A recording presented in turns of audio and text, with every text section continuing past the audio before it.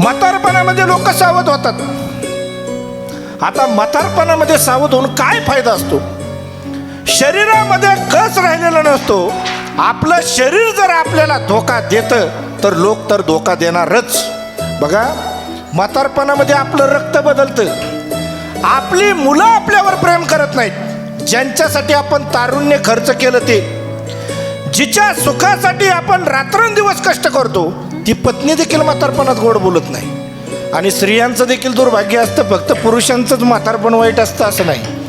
25 वर्ष आई आपल्या मुलावर प्रेम करते. 25व्या वर्षी मुलाचं लग्न होतं. आता बघा, 4 तांदूळ डोक्यावर पडतात.